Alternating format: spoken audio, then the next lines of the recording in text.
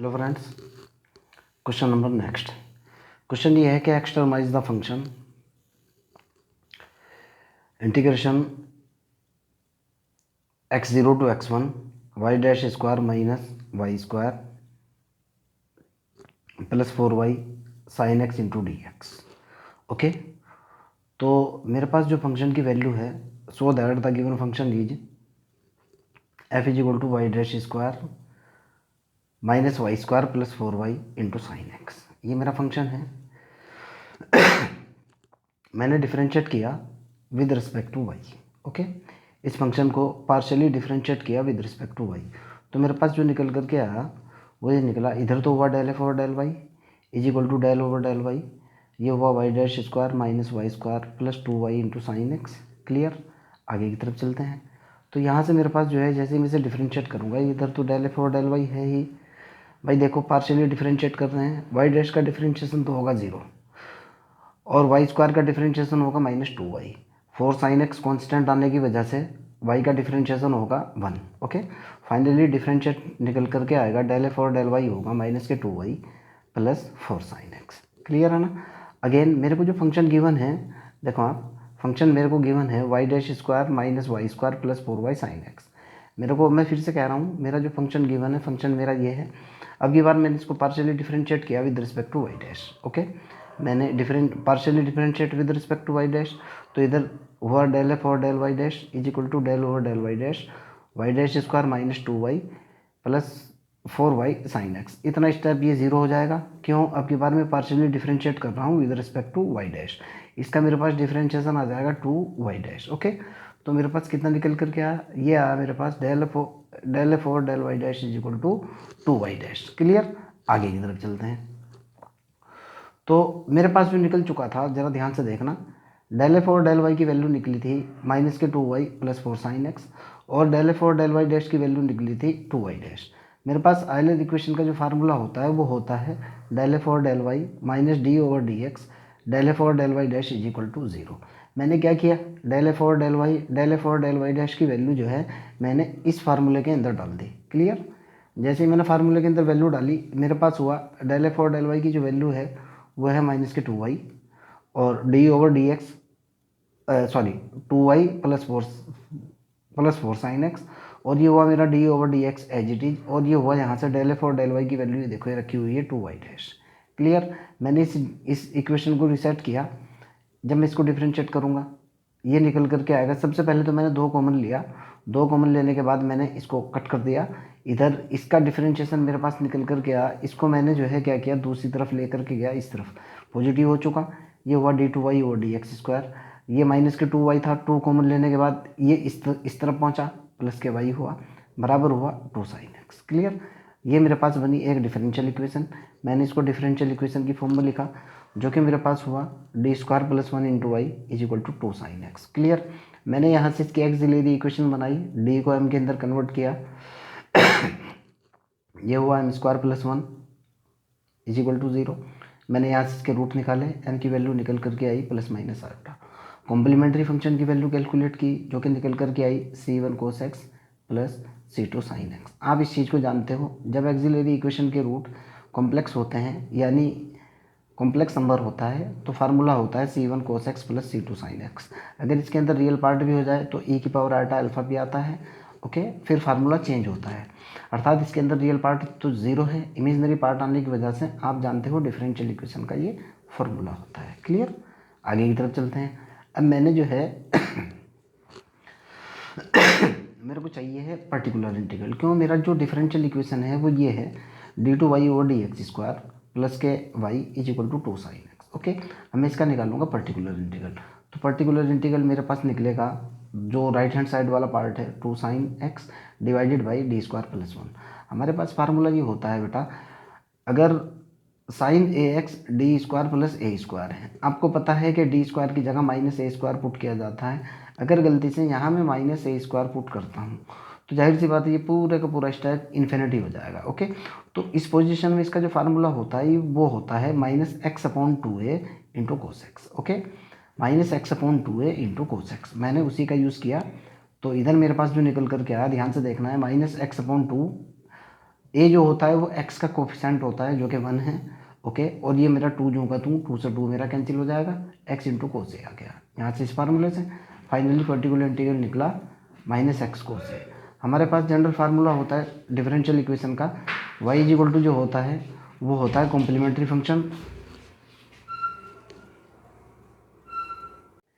मेरे पास differential equation का जनरल सॉल्यूशन होता है वो होता है C F complementary function plus particular integral. मैंने जोड़ा, देखो आप सी एफ की जो वैल्यू है मैं पहले ही निकाल चुका था, सी एफ की वैल्यू है C one cos x plus C two sine x, okay.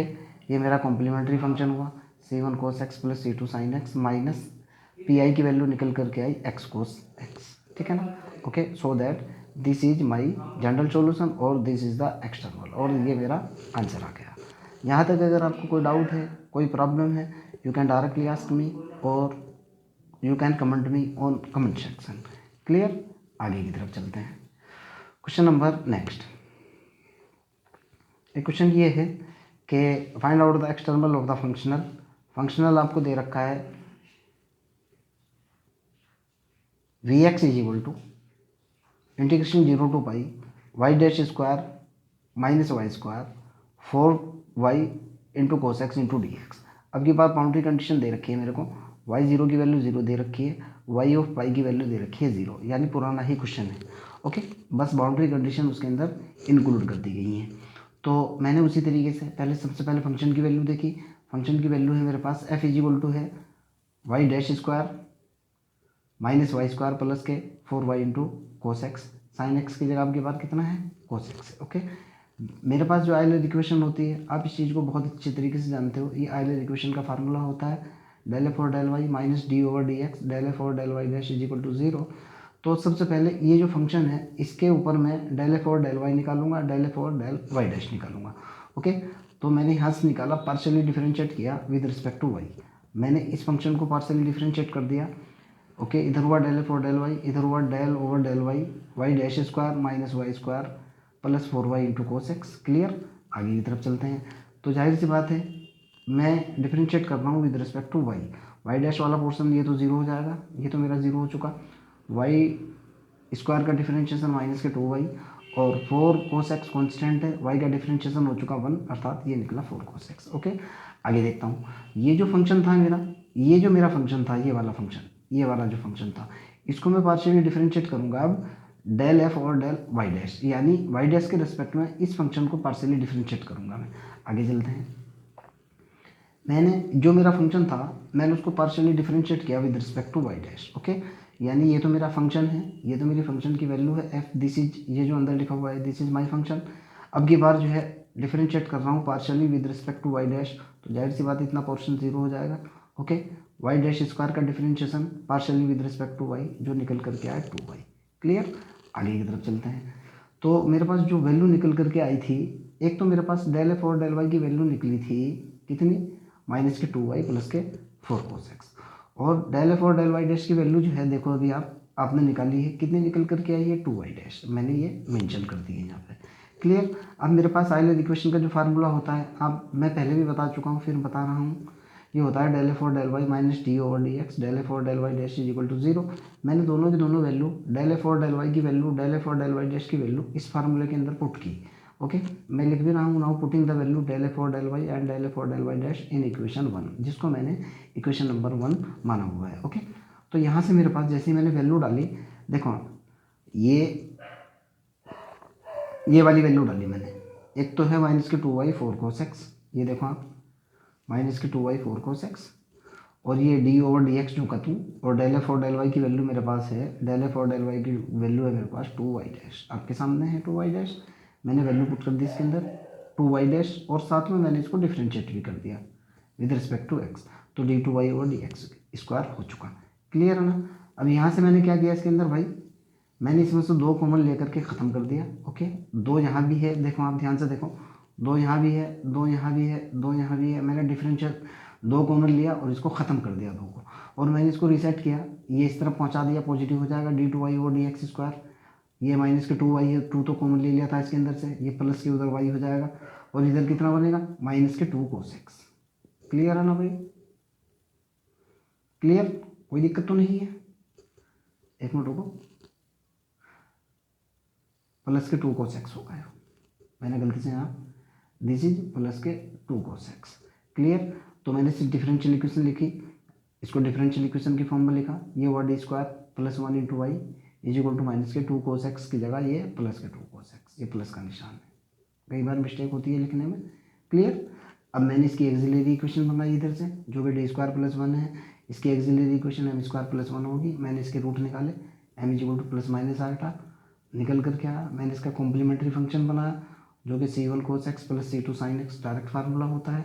अब मैं निकालूंगा इसका particular integral. Okay,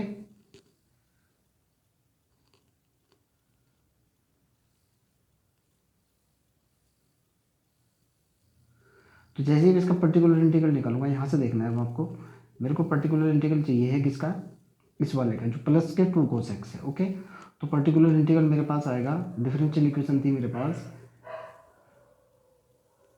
D square plus 1 into y equal to minus की जगह ये प्लस के है, प्लस है ये। क्लियर। तो मेरे पास जो फार्मूला होता है, फार्मूला ये होता है cos ax divided by d square plus k square equal to x upon 2a into sine x, ये मेरे पास फार्मूला होता है।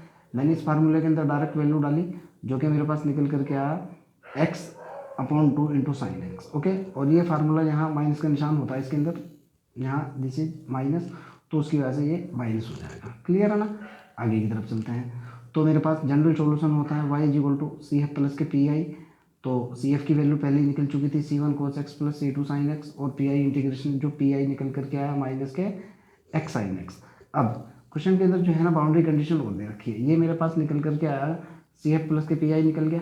ओके, अब मैं इसके ऊपर बाउंड्री कंडीशन अप्लाई करूँगा, जो कि मेरे पास निकला है सी एफ निकला हुआ, सॉरी सॉल्यूशन निकला हुआ है C1 cos x plus C2 sin x minus x sin x। मैंने इसके ऊपर बाउंड्री कंडीशन अप्लाई की y0 इज इक्वल टू 0। जैसे मैं y0 इज इक्वल टू 0 की कंडीशन यहाँ अप्लाई करूँगा, मैंने x इज इक्वल टू 0 रखा, y इज इक्वल टू 0 रखा, इन इक्वेशन 1 के अंदर रखा, तो मेरे पास C1 की वैल्यू सीधा सीधा 0 आ जाएगी। सेम इसी प्रकार जो है मैं y pi is equal to 0 ये कंडीशन अप्लाई करूँगा, y pi is equal to 0 ये कंडीशन अप्लाई करने के बाद जो है मेरे पास निकल करके आएगा बराबर 0 के दे रखा है आपको y पाई की वैल्यू, देखो आप इधर 0 दी हुई है, y पाई की वैल्यू 0 दी हुई है, तो मैंने यहाँ 0 डाली। 0 डालने के बाद C1 cos pi plus C2 sin pi minus x sin पाई, माइनस की पाई sin पाई होगा ये। ओके, x की वैल्यू पाई है।